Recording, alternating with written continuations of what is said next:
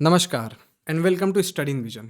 एक ऐसी European country जिसने कभी किसी को कॉलोनाइज नहीं किया, कभी किसी दूसरे देश को गुलाम नहीं बनाया, लेकिन आज वो एक बड़े आक्रामक तरीके से दूसरे देश पर कब्जा कर रहा है, दूसरे देशों पर हमला कर रहा है।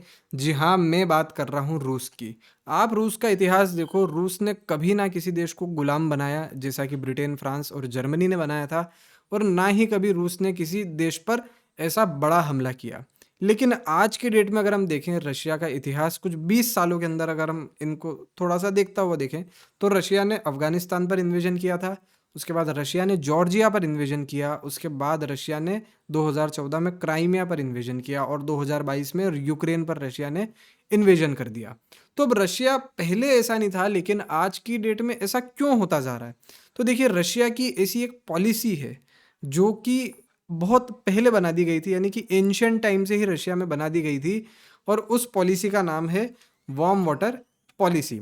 अब ये वार्म वाटर पॉलिसी क्या है, इस वार्म वाटर पॉलिसी के बारे में हम जानते हैं। अब देखिए, रशिया की ज्योग्राफी अगर आप देखेंगे तो रशिया पूरी तरीके से जब सर्दी आती है और लगभग 12 ही महीने कह दो, तो रशिया के मोस्ट ऑफ द एरियाज जो हैं वो बर्फ से ढक जाते हैं, यानी कि वहाँ पर बर्फ जम जाती है। और लगभग जो इनका लैंड है, अगर सर्दी की हम बात करें तो बर्फ से ही यहाँ पर ढका हुआ आपको दिखता है।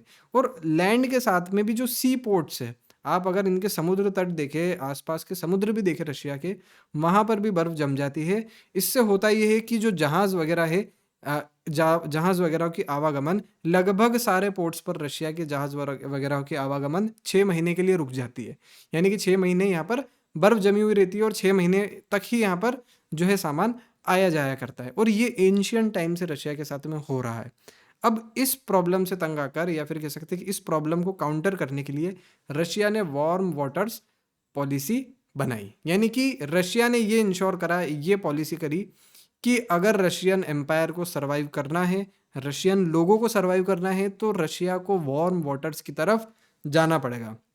अब इनके आसपास के सब समुद्र जमे हुए हैं, तो रशिया को उन स्ट्रेटेजिक पोर्ट्स पर कब्जा करना पड़ेगा, उन स्ट्रेटेजिक पोर्ट्स पर अपना कंट्रोल जमाना पड़ेगा जहां पर पिघला हुआ पानी आता है। और वो रशिया के लिए वो पोर्ट्स काफ़ी ज़रूरी हैं, क्योंकि पिघले हुए पानी में 12 ही महीने शिप की जो आवागमन है वो रहती है। उसके बाद जो आप कह सकते हैं कि जो नेवल बेस है, या फिर कह सकते हैं जो नेवल मूवमेंट्स है यहाँ पर, वो भी यहाँ पर आपकी चालू रशिया के अंदर रहती है। तो रशिया ने ये पॉलिसी यहाँ पर डिसाइड करी। उसके बाद ऐसा नहीं है कि रशिया ने 2014 में ही यहाँ पर इन्वेजन स्टार्ट करे। अगर आप देखोगे 1873 में रशिया ने क्राइमिया के अंदर इन्वेजन किया, जहाँ पर क्राइमिया का जो मेन पोर्ट था सेवस्टोल पोर्ट जो कि बहुत पुराना पोर्ट है, वो रशिया ने यहाँ पर कहीं ना कहीं अपने हाथ में ले लिया। अब सेवस्टोल पोर्ट यहाँ पर आप क्राइमिया के अंदर देखोगे तो आपको दिख जाएगा, जहाँ पर मैप में आप मैं जूम कर देता हूँ थोड़ा, यहाँ पर आपको सेवस्टोल पोर्ट यहाँ पर दिख जाएगा। अभी सेवस्टोल पोर्ट की स्ट्रेटेजिक लोकेशन अगर आप देखो, तो पूरे ब्लैक सी का सबसे प्राइम पोर्ट ये सेवस्टोल पोर्ट यहाँ पर आपको दिखेगा।